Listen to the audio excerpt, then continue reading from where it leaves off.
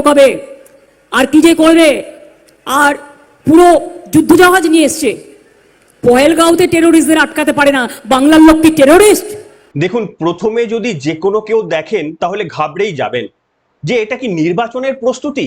একেবারে সাঁঝোয়া গাড়ি টহল দিচ্ছে রাস্তার মধ্যে। মমতা বন্দ্যোপাধ্যায় বলছেন যে নির্বাচন হচ্ছে নাকি যুদ্ধের পরিস্থিতি প্রস্তুতি। সমস্ত রকমের যুদ্ধাস্ত্র, যুদ্ধ জাহাজ, কামান নিয়ে আসা হয়েছে বলে মুখ্যমন্ত্রী মমতা বন্দ্যোপাধ্যায় বলছেন। এদিকে আবার সিপিএম এর অন্যতম নেতা মোহাম্মদ সেলিম বিজেপি বা নির্বাচন কমিশনকে কটাক্ষ করে বলছে যে এটা কি সাঁজোয়া গাড়ি। আচ্ছা, আপনারাই বলুন, এই যে পশ্চিমবঙ্গের নির্বাচনে সাঁজোয়া গাড়ি আনার দরকার পড়ছে, কিংবা এই যে পশ্চিমবঙ্গে সমস্ত রকমের ইডি, সিবিআই, এনআইএ এর আধিকারিকদের একেবারে প্রধানদের সঙ্গে বৈঠক করতে হচ্ছে, এগুলো তো পশ্চিমবঙ্গ ছাড়া অন্য বিরোধী রাজ্যেও কোথাও এই দেখা যাচ্ছে না। তাহলে মোহাম্মদ সেলিম বাবুরা কেন এইটা আত্মসমালোচনা করছেন না যে 34 বছরের শাসন এবং তারপরে এই তৃণমূলের রাজত্ব কোথাও গিয়ে এই পরিস্থিতি সৃষ্টি করেছে? আজকে আমি আপনাদের সামনে দেখাবো, বা আপনারা ইতিমধ্যে হয়তো জেনে গিয়েছেন, যে এই মুহূর্তে নির্বাচনের প্রথম দফার আগে যেমন ভোটার লিস্ট ফাইনালাইজ হয়ে গেছে, নির্দেশ মতো আর নতুন করে এমনকি অ্যাডজুডিকেশনে যারা ছিলেন তারাও নাম আর তুলতে পারবেন না। অন্যদিকে সাইলেন্সড পিরিয়ড শুরু হয়ে গেছে। এতদিন পর্যন্ত আপনারা সকলেই নির্বাচন প্রক্রিয়ার অংশ ছিলেন, কিন্তু সাইলেন্স পিরিয়ড কি জানতেন না। এবার আজকে আপনাদের সামনে বলবো, এমন এমন নির্দেশিকা নেওয়া হয়েছে বা দেওয়া হয়েছে আপনারা কল্পনা করতে পারবেন না। নির্বাচন কমিশন তাদের যথাযথ যা যা করার তাই করার চেষ্টা করছেন। আজকের পর্বটা শুনলে আপনি বুঝতে পারবেন। অন্যদিকে সব থেকে এর বড় প্রমাণ যে নির্বাচন কমিশন সঠিক কাজ করছে, তার সব থেকে বড় প্রমাণ কি জানেন তো? প্রমাণ হচ্ছে মুখ্যমন্ত্রী মমতা বন্দ্যোপাধ্যায়। তিনি বলছেন এই পুলিশ আর আমাদের আন্ডারে নেই। রাস্তা পরিষ্কার করে, খিলের ঝাড়ু রেখে দেবেন, ভোট কেন্দ্রে সেন্ট্রাল ফোর্স বা এখানকার পুলিশ এখন আমার সাথে নেই, বা এখানকার পুলিশ এখন আমার সাথে নেই। এই পুলিশ পরিবর্তন হয়ে গেছে। মমতা বন্দ্যোপাধ্যায় থেকে এত বড় সার্টিফিকেট, এটা নির্বাচন কমিশনের প্রাপ্য। সে যতই আপনাদের রাত 8টার সময় মিথ্যে তথ্য প্রচার করার একটা সুনির্দিষ্ট চক্রান্ত হোক না কেন, কিন্তু আজকে আমি আপনাদের সামনে সেই তথ্যগুলো দেব। তার কারণ আমরা অ্যাকচুয়ালি কোনো ওই ধরনের তো রাজনৈতিক পার্টি আমাদেরকে ফান্ড করে না যার হয়ে প্রচার করার জন্য আমরা মিথ্যে তথ্য বা ন্যারেটিভটা আপনাদের সামনে সাজিয়ে দেব। এনিওয়ে, পর্ব শুরু করার আগে আবারও আপনাদের সামনে সবিনয়ে অনুরোধ এবং আপনাদের অসংখ্য অসংখ্য ধন্যবাদ, যেভাবে পাশে দাঁড়াচ্ছেন আমি কৃতজ্ঞ আপনাদের জন্য। এবং একটু সাবস্ক্রাইবের বাটনটা প্রেস করে আমার একেবারে ক্ষুদ্র চ্যানেলটিকে একটু জায়গা দেবেন আপনাদের হৃদয়ের মধ্যে। আমি এখানে যেটা বলার চেষ্টা করব, রাজ্যের মাননীয় মুখ্যমন্ত্রীর একটা বক্তব্য দেখিয়ে শুরু করব। বিশ্বাস করুন, গরম পড়েছে, তারপরে তার বয়স হয়েছে, এতগুলো জায়গায় একটা দিনে জনসভা করতে হচ্ছে, কিন্তু অযাচিতভাবে এইরকম বক্তব্য বলে কেনই নিজের বিপদ বাড়াচ্ছেন রাজনীতিতে বা নির্বাচনের আগে? কি বলছেন তিনি, শুনুন আপনারা। আমিও প্রথমে চিমটি কেটে ভাবছিলাম যে ঠিক শুনছি তো, শুনুন। আর যখন জালিয়ানওয়ালাবাগে হত্যাকাণ্ড হয়, তখন গান্ধীজি কি লিখেছিলেন? এ মণিহার আমায় নাহি সাজে, নাইট উপাধি ত্যাগ করে দিয়েছিলেন। ইতিহাসই পড়ে না এরা। শুনলেন, জালিয়ানওয়ালাবাগের হত্যাকাণ্ডের সময় নাকি গান্ধীজি এ মণিহার তোমায় নাহি সাজে এই গানের মধ্যে দিয়ে নাকি তিনি নাইট উপাধি ত্যাগ করেছিলেন। এই কে বলছেন? এবং মুখ্যমন্ত্রী এটার পরেই বলছেন তোমরা ইতিহাস কিছু জানো না। অর্থাৎ কটাক্ষ করার জন্য তিনি একেবারে সবসময় সিদ্ধহস্ত। কিন্তু দেখুন, মানে এ মণিহার তোমায় নাহি সাজে, এটা রবীন্দ্রনাথ ঠাকুরের গান, বিখ্যাত গান, এবং নাইট উপাধি রবীন্দ্রনাথ ঠাকুর ত্যাগ করেছিলেন। তো যাই হোক, মানে আমি প্রথমে ভাবছিলাম যে আমিও বোধহয় এরপরে আমার ওই নোবেল প্রাইজটা ত্যাগ করে দেবো কিনা। আপনারা আপনাদের কি কি প্রাইজ ত্যাগ করবেন লিখতে পারেন। আমি এখানে আপনাদের সামনে কয়েকটা জিনিস দেখাবো, যে গতকাল রাত্রির 6টা থেকে সন্ধ্যে 6টা থেকে কিন্তু সাইলেন্স পিরিয়ড শুরু হয়ে গিয়েছে 48 ঘন্টা আগে। এবং এই সাইলেন্স পিরিয়ডের মধ্যে সমস্ত পুলিশের ওসি এবং এসডিপিওদের তাদের মুচলেখা দিতে হবে যে তারা আইনের কর্তব্য পালন করবেন। আমি আপনাদের সামনে বলবো যে আইনের কর্তব্য পালন না করলে নির্বাচন কমিশন 8খানা অস্ত্র প্রয়োগ করার জন্য তাদেরকে বলে রেখেছেন। কি কি 8টা অস্ত্র নির্বাচন commission? Representative of people's act বা জনপ্রতিনিধিত্ব আইনের 1951 সালের, সেটা আমি আপনাদের সামনে 8টি ধারার কথা নির্বাচন কমিশন বলেছে, আমি শোনাবো আপনাদের সামনে। কিন্তু এই সাইলেন্স পিরিয়ডে নির্বাচন কমিশন যেটা করেছে, পূর্ব মেদিনীপুর অত্যন্ত হাই ভোল্টেজ এরিয়া এবং সেখানে বর্ডারও রয়েছে, পূর্ব মেদিনীপুর সেখানে কিন্তু পরিষ্কারভাবে সিল করে দেওয়া হয়েছে, 144 ধারা জারি করা, মানে এখন আর 144 না 163 ধারা জারি করা হয়েছে। তার সাথে সাথে নির্বাচন কমিশন পরিষ্কারভাবে বলেছে রাত্রি 9টার মধ্যে সমস্ত পুলিশ, ওসি এবং এসডিপিওদের মুচলেখা দিতে হবে, তারা আইন মেনে কাজ করবেন। এবং এই যে 152টা কেন্দ্রে প্রথম দফার নির্বাচন হবে, যার কেন্দ্রে প্রার্থী নয় তাদেরকে একেবারে সেই জায়গা ছেড়ে এই সাইলেন্স পিরিয়ডের মধ্যেই তাদের ছেড়ে চলে যেতে হবে। এবং সমস্ত লজ, সমস্ত হোটেল, সেগুলো পুলিশদেরকে বলা হয়েছে সেগুলো ট্রেস করতে, যেন কোনো রকমের জমায়েত সেখানে কেউ না করতে পারেন।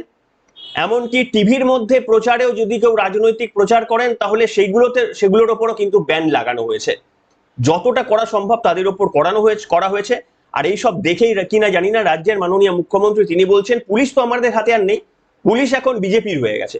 এইটা কিন্তু ভোটের আগে মমতা বন্দ্যোপাধ্যায়ের এই স্টেটমেন্টটা কার্যত একটা বড়, মানে যারা ভয় পাচ্ছেন আদৌ পরিবর্তন হবে কিনা তাদের জন্য একটা বড় সুযোগ। মুখ্যমন্ত্রী মমতা বন্দ্যোপাধ্যায় কিন্তু হিন্ট দিচ্ছেন তার বক্তব্যে। পুলিশ তার হাতে চলে গিয়েছে 2021-এও তিনি বলেননি, এখন তিনি বলছেন এই কথাটা। কারণ ওই যে বললাম যে ঝড় ওঠার সময় সব থেকে আগে টের পায় কাকপক্ষীরা, ঠিক তেমনি পরিবর্তন হবে তার আগে টের পায় পুলিশরা, তার কারণ তাদের গদি না বাঁচলে মুশকিল রয়েছে। শুনুন কি বলেছিলেন মমতা বন্দ্যোপাধ্যায়। মিলিটারিও নিয়ে এসছে, যুদ্ধের সরঞ্জামও নিয়ে এসছে। পুলিশকে আমি কোনোদিন দেখিনি যে তারা বিজেপি পক্ষ হয়ে কাজ করে, এক পক্ষ হয়ে কাজ করছে। আমাদের সব অফিসারদের বদলে দিয়েছে, দিয়ে নিজের লোক নিয়ে এসছে। নিজের লোক খুঁজতে খুঁজতে উকুন বাঁচতে বাঁচতে তোমার মাথাটা খালি হয়ে যাবে, আর মাথাটা উকুনে ভর্তি হয়ে যাবে, তোমাকে ন্যাড়া হতে হবে এরপর। শুনলেন মুখ্যমন্ত্রী কিন্তু এটা পরিষ্কার বক্তব্য। আমি ভাবছি আপনাদের সামনে আরো একটা মুখ্যমন্ত্রী বক্তব্য শুনিয়ে নিই, এটা অত্যন্ত গুরুত্বপূর্ণ। গতকাল ব্যারাকপুরে রাজ্যের মাননীয় মুখ্যমন্ত্রী তিনি বক্তব্য বলতে গিয়ে যতটা অ্যাগ্রেসিভ তাকে দেখিয়েছে, বিশ্বাস করুন এতটা অ্যাগ্রেসিভ এর আগে আমি এই রিসেন্ট টাইমে দেখিনি। 2021-এ দেখতাম কিছু কিছু জায়গায়, কারণ ওখানে নির্বাচন কমিশন মুখের আগল আলগা করার সুযোগ দিয়েছিল, এবারে তো নেই। মুখ্যমন্ত্রী বলছেন, এমনি তো দেখুন মানে কোন রাজ্যের মুখ্যমন্ত্রী তো এমন করেন না যেটা আমাদের রাজ্যের মাননীয় মুখ্যমন্ত্রী করেন। বলছেন যে বিচুটি পাতার ঝোল খাওয়াবো, কি সব বলছেন আমি জানি না, রাজনীতিতে এসব মানে কি, বা একজন সাধারণ মানুষ বলবেই বা কেন? মুখ্যমন্ত্রী ছেড়ে দিন, আপনি বলতে যাবেনই বা কেন বিচুটি পাতার ঝোল খাওয়াবো, তাতে একটু চুন মিশিয়ে দেবো, আমি জানি না এর মানে কি। এবং এখানে মুখ্যমন্ত্রী বলছেন আমাকে ব্যান করবে, আমাকে যদি ব্যান করো তাহলে আমি সত্যাগ্রহ করব, আর আমি যদি সত্যাগ্রহ করি গোটা দেশের লোক আমাকে দেখবে, গোটা পৃথিবীর লোক আমাকে দেখবে। আমি কিন্তু আমার বারান্দায় বসে সত্যাগ্রহ শুরু করবো, আমাকে ব্যান করেও তোমরা কিছু করতে পারবে না। মুখ্যমন্ত্রীর এই বক্তব্যটা ইন্টারেস্টিং লেগেছে, হুঁশিয়ারির সুরও ছিল তাতে। শুনুন। আবার বলছে ইলেকশনের দিন 3টে ওয়ার্ড বেছে নিয়েছে, 74 নম্বর ওয়ার্ড আমার কনস্টিটিউয়েন্সিতে, 77 নম্বর ওয়ার্ড আর 63 নম্বর ওয়ার্ড। ফোর্স লাগিয়ে সেন্ট্রাল ফোর্সকে দিয়ে ছাপ্পা করবে, এমন ধাপ্পা দেবো না বুঝবে ঠেলা। ঢোকার ডালনা খাওয়াবো, আর বিচুটি পাতার ঝোল খাওয়াবো, আর নিম পাতার চাটনি খাওয়াবো। তুমি আমাকে চেনো না, যেখানে তুমি গন্ডগোল করবে আমি গিয়ে হাজির হব। তুমি আটকাও আমাকে, আমাকে তুমি ব্যান করবে, আমাকে ব্যান করলে সারা ভারতবর্ষ সারা পৃথিবী আমাকে দেখাবে। আমি ঘরে বসে সত্যাগ্রহ করব, আমার বাড়ির বারান্দায় বসে সারা দেশে তোলপাড় হবে, সারা বিশ্বে তোলপাড় হবে। আর তোমাদের হল্লাবাজি, তোমাদের হুল্লোড় আর তোমাদের হল্লাবাজি, হল্লার দলকে আমি ঘরে ঢুকিয়ে ছাড়বো। এটা আমার প্রতিজ্ঞা, এটা আমার শপথ, এটা আমার অঙ্গীকার। শুনলেন মুখ্যমন্ত্রী অনেক কিছু আশা করছেন। মুখ্যমন্ত্রী কখনো বলছেন, দেখুন আমি আবারও বলি যে অন্যান্যদের মতো আমি বিশ্বাস করি না তিনি রাজ্যের মাননীয় মুখ্যমন্ত্রী, আমি তার সম্পর্কে শ্রদ্ধাশীল, এবং আমি যতদিন তিনি চেয়ারে রয়েছেন আমি তার মানে ওই চেয়ারের মর্যাদা রেখেই আমি কথা বলি। কিন্তু আমি এখানে আপনাদের সামনে বলবো যে মুখ্যমন্ত্রী মমতা বন্দ্যোপাধ্যায় এই ভয়ের পেছনে কারণ হচ্ছে নির্বাচন কমিশনের সুনির্দিষ্ট কিছু পদক্ষেপ। কি সেই পদক্ষেপ? নির্বাচন কমিশন গতবার থেকে শিক্ষা নিয়ে 8টি রিপ্রেজেন্টেটিভ অফ পিপলস অ্যাক্ট বা জনপ্রতিনিধি আইনের 1951 সালের 8টি ধারার কথা স্মরণ করে দিয়েছে। কাদের না? যারা পুলিশ আধিকারিকরা রয়েছেন, যারা নির্বাচনের কাজে যুক্ত রয়েছেন, এমনকি প্রয়োজন পড়লে রাজনৈতিক কর্মীদেরও। সেগুলো আমি একটা লিস্টের আকারে আপনাদের সামনে দেখাচ্ছি, আপনারা দেখুন। প্রথম হচ্ছে ভোটের গোপনীয়তা। আপনার ভোটের গোপনীয়তা যদি প্রকাশ্যে কেউ আনার চেষ্টা করেন, অনেকে থ্রেট দিচ্ছে না যে আমরা দেখবো আপনি কাকে ভোট দিচ্ছেন, আপনার ভোটের গোপনীয়তা যদি ভঙ্গ হয় তাহলে সেটা মানে জনপ্রতিনিধিত্ব আইনের 128 ধারা অনুযায়ী তাদের বিরুদ্ধে কার্যকলাপ হবে এবং 3 মাসের জেল ও জরিমানা। এরপরে হচ্ছে সরকারি কর্মচারীদের পক্ষপাতমূলক কোনো রাজনৈতিক দলের প্রতি যদি আচরণ হয় সেটা 129 ধারা লঙ্ঘন করবে এবং 6 মাসের জেল ও জরিমানা। এরপরে হচ্ছে সরকারি কর্মচারী যদি কোনো একটা রাজনৈতিক দলের সরাসরি এজেন্ট হিসাবে কাজ করে সেটা হচ্ছে 134A ধারার উল্লঙ্ঘন এবং 3 মাসের জেল ও জরিমানা। এবং ঘুষ দেওয়া সেটা ছোট হতে পারে বড় হতে পারে। আপনি একে ভোট দিয়ে আসলে আপনাকে কিছু একটা দেওয়া হলো, সেটা আপনাকে একটা কোনো উপহার দেওয়া হলো, যা কিছু ঘুষ যদি আপনাকে দেওয়া হয় তাহলে সেখানে 170 কিংবা 171 ধারা, যেখানে 1 বছর পর্যন্ত কিন্তু জেল হবে। এটা রাজনৈতিক নেতৃত্বদের এই জায়গাটা সতর্ক হতে হবে। 171 ধারা হচ্ছে ভয় দেখানো। আপনি কোথাও পাড়ার মধ্যে গিয়ে হুমকি দিচ্ছেন, ভয় দেখাচ্ছেন। আমি একটু পরে নাম্বারগুলো আবারও দেবো, আরো একটা ইন্টারেস্টিং জিনিস বলবো। 171 ধারায় ভয় দেখানো হলে 1 বছরের জেল। শুনে নেবেন, যারা রাজনৈতিক কর্মীরা রয়েছেন শুনে নেবেন। 172 ধারা ভুয়ো ভোট, অন্যর হয়ে কারুর যদি ভুয়ো ভোট আপনি দিতে চলে যান তাহলে ধরা পড়লে 1 বছরের জেল। এবারে কিন্তু কোনো মার্সি হবে না। এরপরে হচ্ছে 175 ধারা মিথ্যে প্রচার। আপনি যদি মিথ্যে প্রচার করেন ভোটের মুহূর্তে ওই সাইলেন্স পিরিয়ডের মধ্যে তাহলে 175 ধারা আপনার শাস্তিযোগ্য অপরাধ, এবং 176 ধারায় বেআইনি খরচ যদি আপনি কোনোভাবে করেন তাহলে কাউকে ঘুষ দিলেন, কিছু দিলেন, তার বিরুদ্ধেও অ্যাকশন। এই 8টি মূলত ধারা তারা অ্যাকশন হিসেবে দেখছে। কিন্তু রাজ্যের মাননীয় মুখ্যমন্ত্রী গতকাল একটা হুঁশিয়ারি দিয়েছেন। মুখ্যমন্ত্রী মমতা বন্দ্যোপাধ্যায় গতকাল হুঁশিয়ারি দিয়ে বলছেন, এতদিন পর্যন্ত বলছিলেন যে খিলের ঝাড়ু দিয়ে ঝাঁটা দিয়ে পরিষ্কার করতে করতে যেও। গতদিন এটার সঙ্গে এ সমস্ত বলেওছেন, বলার পর কোনো একটা জায়গায় ওই বলছেন যে মা বোনেরা তোমাদের হাতে যা থাকবে সেই নিয়ে বেরিয়ে যেও। এইটা কিন্তু প্রচন্ড আশঙ্কার, এবং আমরা দেখছি বিভিন্ন জায়গায় অশান্তির মতো ঘটনা ঘটছে। আমি আগে মুখ্যমন্ত্রীর বক্তব্য শোনাবো, তারপরে যে সমস্ত মিডিয়া প্রচার করছে যে নির্বাচন কমিশন বাজছে বেশি, কাজ করছে কম, তাদের সম্পর্কে কিছু মন্তব্য বলবো। আগে শুনুন মুখ্যমন্ত্রীর মন্তব্য। যদি ধরে নিলাম স্যামকে গ্রেপ্তার করে, আপনারা ভয় পাবেন? মা বোনেরা বেরোবেন, কি নিয়ে বেরোবেন? ঘরে যা আছে তাই নিয়ে বেরোবেন, আর বেরিয়ে একটা বিজেপিকে ভোট দেবেন না। কোনো জায়গায় আটকালে শুনবেন না।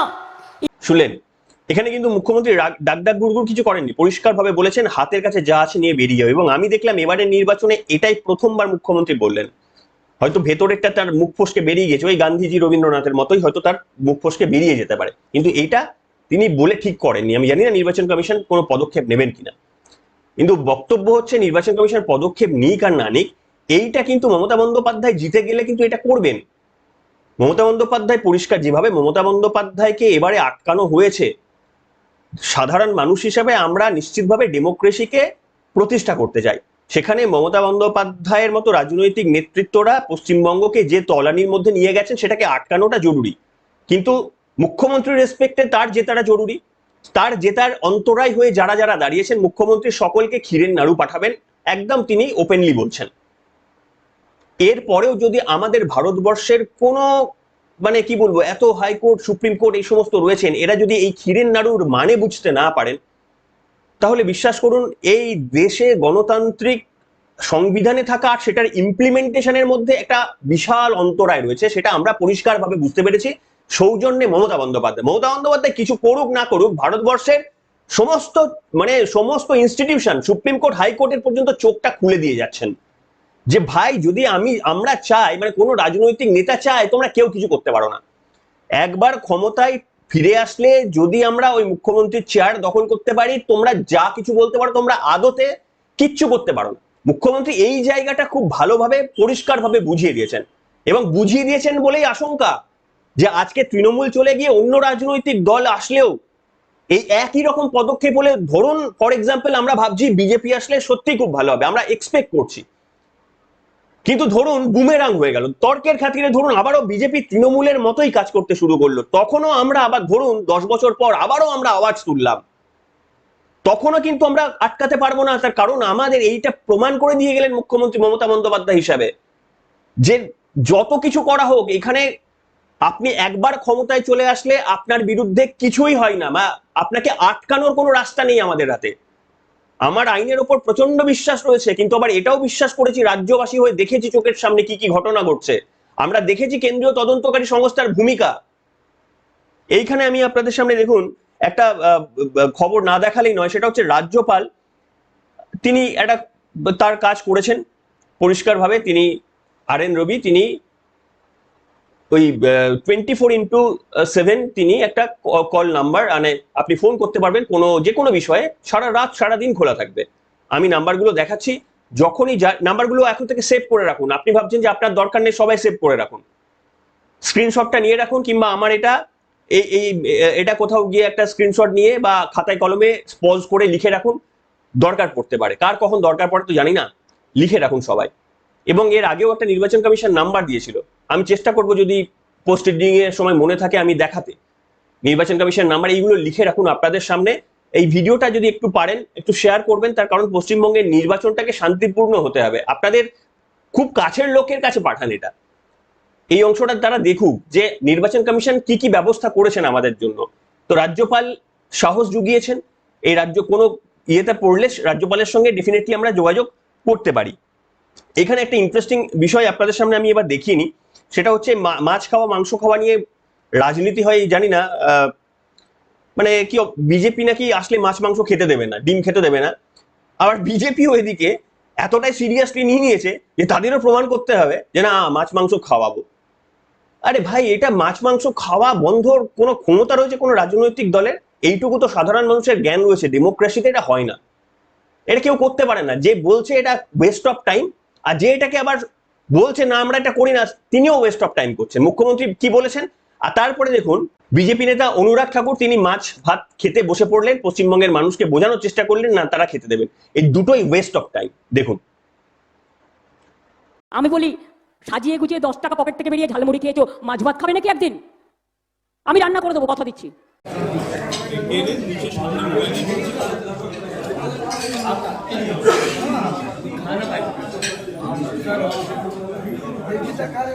अनुराग जी, बंगाल का मच्छी कैसे है? बहुत स्वादिष्ट है, आप भी खाइए। अनुराग जी, ममता दीदी कहती है कि बीजेपी দেখলেন? দেখুন, এটা ওয়েস্ট অফ টাইম, এছাড়া আর কিছু বলার নেই আমাদের। কিন্তু এইখানে আমি আপনাদের সামনে আবারও বলার চেষ্টা করছি যে গতকাল আমি দেখলাম একটি পশ্চিমবঙ্গের অন্যতম বড় মিডিয়া রাত 8টার সময় বসে গিয়ে বলতে শুরু করে দিল নির্বাচন কমিশন কিছুই করছে না, কিছুই করছে না। আসলে এইটা বলা মানে হচ্ছে মানুষের মধ্যে কনফিডেন্সটা আপনি লো করে দিচ্ছেন। এটা উদ্দেশ্য প্রণোদিতভাবে বলা হচ্ছে যাতে করে আপনি কনফিডেন্সটা লো করে ফেলেন এবং আপনি ভোট দিতে না বেরোন।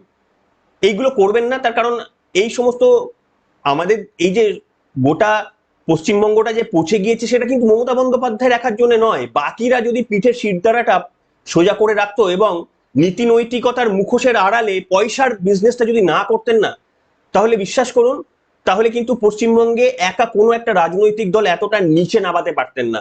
আমাদের বুদ্ধিজীবীদের অবস্থান দেখেছেন তো, আমাদের সংবাদ মাধ্যমের অবস্থা দেখেছেন তো। কাজে মুখ্যমন্ত্রী মমতা বন্দ্যোপাধ্যায়কে যারা একা দোষ দিচ্ছেন, আমি প্রথম দিন থেকে তাদের বিরোধী।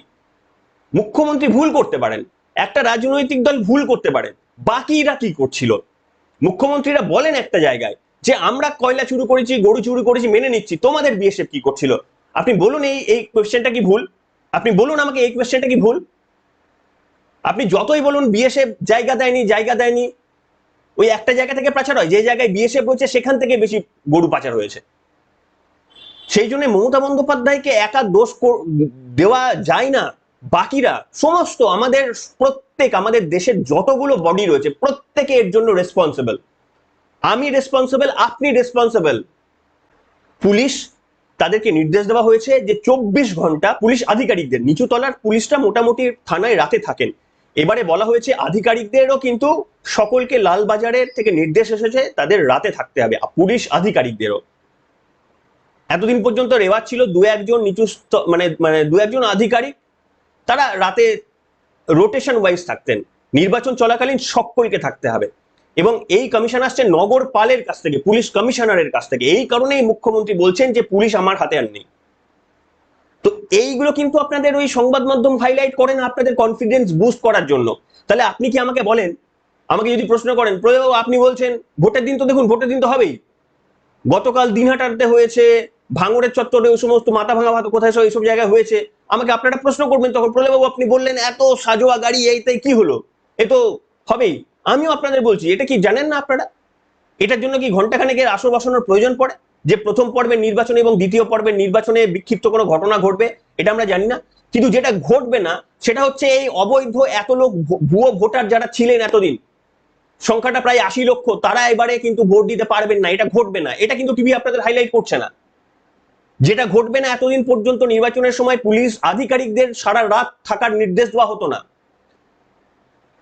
যেটা হতো না সেটা হচ্ছে গভর্নরের তরফ থেকে কিংবা নির্বাচন কমিশনের তরফ থেকে হেল্পলাইন শুধু চালু করা নয়, সেগুলোকে মনিটরিং এর ব্যবস্থা করা হতো না। পুলিশের গায়ে বডি ক্যাম থাকতো না এবং 100 মিটারের মধ্যে কোনো চক আঁকা থাকতো না। আপনার পোলিং স্টেশনের মধ্যে আপনার মুখ আইডেন্টিফিকেশন ভেরিফিকেশনের জন্য কোনো ব্যবস্থা থাকতো না।